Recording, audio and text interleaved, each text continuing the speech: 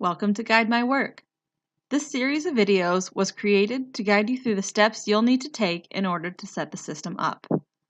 We've been starting with the Organization Setup menu, and in this video, we'll be setting up a new work cell and adding it to a plant. As always, please remember the addition, editing, or removal of any item should not be done during active production hours. These actions can affect the line status and cause downtime if done during production. Within each plant, users can create work cells, either by selecting the Add a Work Cell button on the Plant Setup page or the Work Cell Setup option under the menu. This page will display any current work cells and applicable information once they've been added. From this page, users can add, edit, or delete work cells, add stations or part types to a work cell, and view stations and part types currently associated with a work cell. To add a new work cell, first select the applicable plant from the drop-down menu at the top of the page. You can also select All to view all current work cells. Select the green plus icon on the right side of the screen, and the Add Work Cell pop-up will appear. At this point, users will be prompted to enter in the following information: work cell name, and this must be unique, and plant, which you'll select from the drop-down menu of currently active plants.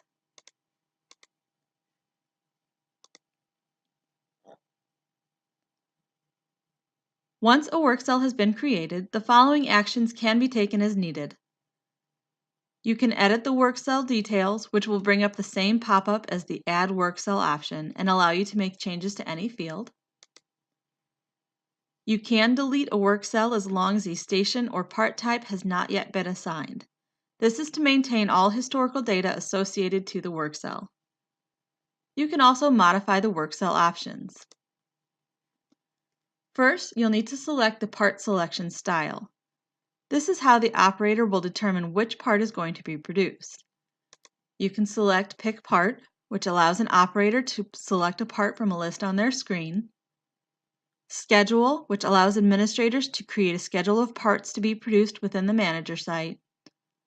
Or Scan Part Number, which directs the operator to scan a part number barcode to select which part is being built. The next option is the part tracking style. This allows the system to create a serial number if needed.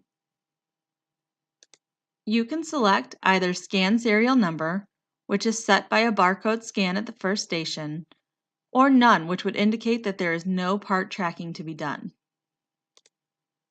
The last two options are to select the number of shifts and each shift start time.